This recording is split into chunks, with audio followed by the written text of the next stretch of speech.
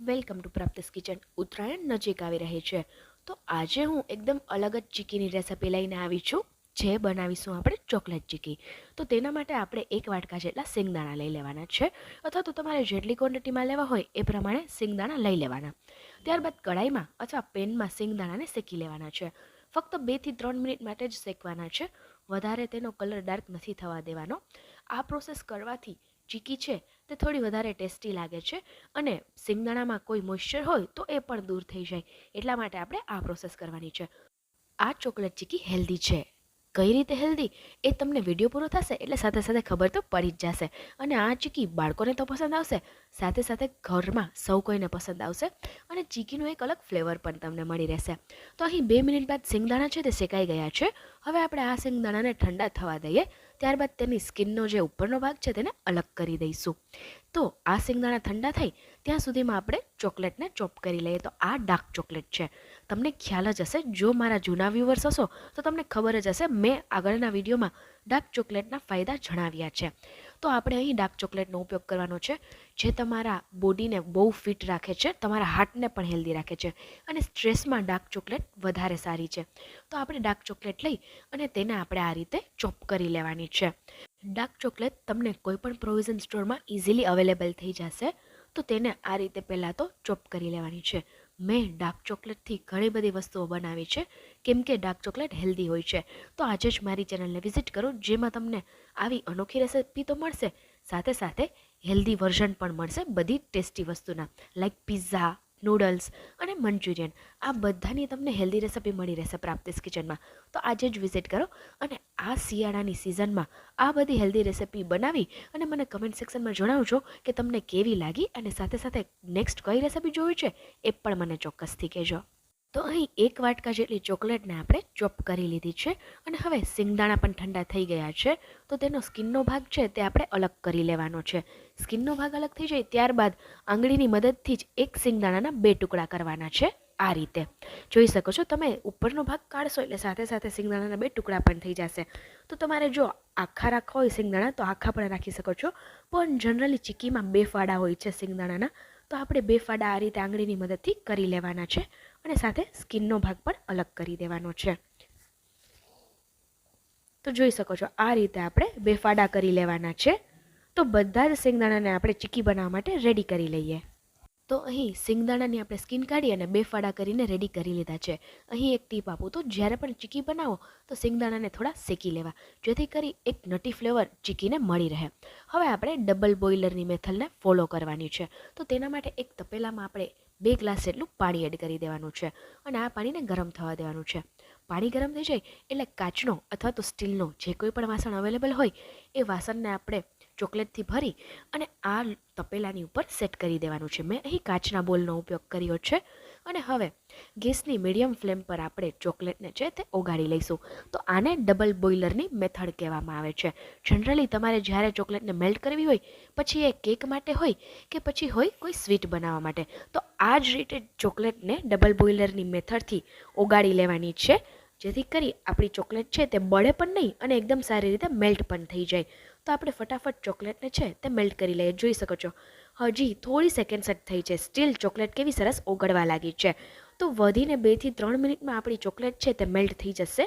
ગેસની મીડિયમ અથવા high flame પર આપણે આ પ્રોસેસ કરવાની છે. તો જો કાચનું વાસણ હોય તો વધારે સારું, પણ જો કાચનું વાસણ આ રીતે કોઈ અવેલેબલ ના હોય તો તમારે સ્ટીલનું વાસણનો ઉપયોગ પણ કરી શકો છો. અને તપેલીથી આ રીતે થોડા નાના સાઇઝનું વાસણ લેવાનું છે, જેથી કરી તપેલામાં અથવા તો કોઈ પણ આપણે જે વાસણ લીધું હોય તેમાં આ બોલ છે તે સેટ થઈ જાય.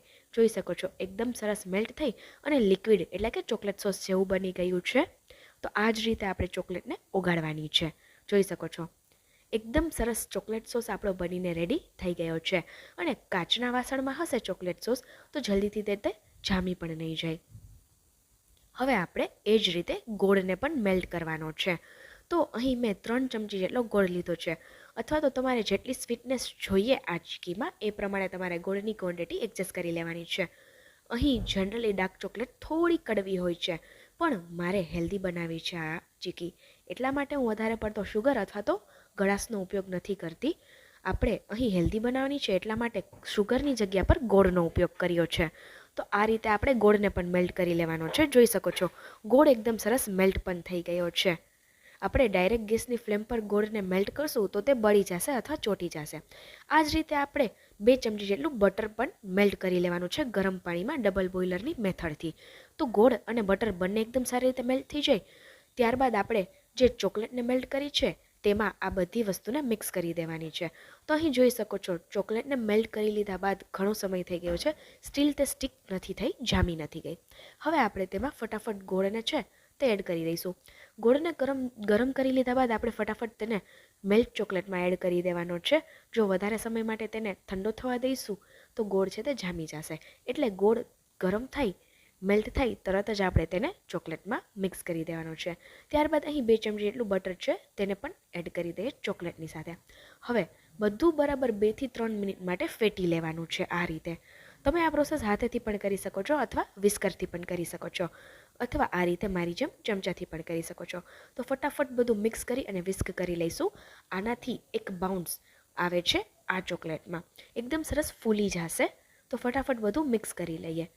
કોઈને ખબર પણ નહીં પડે કે આપણે આ ચીકીમાં આ ચોકલેટમાં ગોળ એડ કર્યો છે અને સ્વીટનેસ પણ મળી રહેશે. પણ જો વધારે પડતું ગળ્યું ખવાતું હોય તો ગોળની ક્વોન્ટિટી વધારી દેવી અથવા શુગર એડ કરતા હો તો શુગરની ક્વોન્ટિટી વધારી દેવી. ફટાફટ આપણે બધું મિક્સ કરી લઈએ.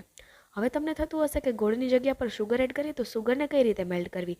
તમે શુગરનું કેરેમલ બનાવીને પણ એડ કરી શકો છો અથવા તો ખાંડનો પાવડર પણ એડ કરી શકો છો જે ચોકલેટની સાથે ઇઝીલી મિક્સ થઈ જશે. તો અહીં જોઈ શકો છો બાઉન્સ આવી ગયું છે, ફૂલી ગઈ છે ચોકલેટ એકદમ. હવે આપણે તેમાં જે પીનટ્સ એટલે કે સિંગદાણા રેડી કર્યા છે રોસ્ટ કરીને તેને એડ કરી અને બધું બરાબર મિક્સ કરી લઈએ. તો અહીં ના તો વધારે પીનટ એટલે કે સિંગદાણાની ક્વોન્ટિટી હોવી જોઈએ કે ના તો વધારે ચોકલેટની ક્વોન્ટિટી હોવી જોઈએ. બંને ઇક્વલ હોવું જોઈએ જેથી કરી આપણો આ ચોકલેટ ચીકીનો ટેસ્ટ છે તે એકદમ સારી રીતે બેલેન્સ રહે. તો અહીં તમે જોઈ શકો છો પીનટ મિક્સ થયા બાદ ચોકલેટ અને પીનટ બંને ઇક્વલી દેખાઈ રહ્યા છે. ના તો ચોકલેટ વધારે છે કે ના તો સિંગદાણા વધારે છે. તો આ જ રીતે આપણે બેલેન્સ કરવાનું છે. જેટલી ક્વોન્ટિટીમાં તમે સિંગદાણા લો એટલી ક્વોન્ટિટી સામે તમારે ચોકલેટની એડજસ્ટ કરવાની છે. હવે આને આપણે જમાવીશું કેમ, ફ્રીઝ કઈ રીતે કરીશું તો ચલો એ પણ હું તમને બતાવી દઉં. એકદમ અલગ રીતે જ આપણે આને ફ્રીઝ કરી અને તેના ટુકડા કરવાના છે. તો તેના માટે હું અહીં બટર પેપરનો ઉપયોગ કરું છું. તમારી પાસે જો બટર પેપર અવેલેબલ ના હોય તો પાતળી પ્લાસ્ટિકની જે બેગ આવે છે તેના ઉપર થોડું ઘી અથવા તેલ લગાવી અને તેની ઉપર આ ચોકલેટ ચીકીને સ્પ્રેડ કરીને શેપ આપી દેવાનો. મારી પાસે બટર પેપર અવેલેબલ છે તો હું તેનો ઉપયોગ કરું છું. તો હવે આપણે જે ચોકલેટ ચીકી માટે રેડી કર્યું છે તે બધું જ આ બટર પેપરની ઉપર સ્પ્રેડ કરી લઈએ. અને હા, વધારે પડતું જાડું લેયર નથી બનાવવાનું, મીડિયમ એવું લેયર આપણે રેડી કરવાનું છે જેથી કરી આપણી ચીકી છે તે વધારે પડતી જાડી પણ ના થાય અને વધારે પડતી પતલી પણ ના થાય. તો એ રીતે સ્પ્રેડ કરવાનું છે. જો તમારે ક્વોન્ટિટી વધારે હોય તો 2 બટર પેપર અથવા તો પ્લાસ્ટિક પેપરનો ઉપયોગ કરતા હોય તો 2 પ્લાસ્ટિક પેપર લઈ અને તેની ઉપર સારી રીતે આને સ્પ્રેડ કરી અને રેડી કરી લેવાનું છે. તો અહીં આપણે એકદમ સારી રીતે સ્પ્રેડ કરી લીધું છે. હવે આમાં બટરનો ભાગ છે સાથે સાથે ચોકલેટ છે તો બંને વસ્તુને ફ્રીઝ થતાં વાર નહીં લાગે. તો અહીં ફક્ત 30 મિનિટ જેટલો સમય થયો છે.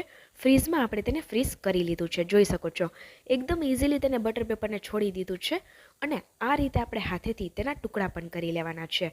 યા તો તમે સ્ક્વેર શેપ આપવું હોય તો ચપ્પુની મદદથી પણ સ્ક્વેર શેપ આપી શકો છો, પણ જનરલી આ શેપલેસ હોય છે. તમારે કરવા હોય એ સાઇઝના ટુકડા તમે કરી શકો છો.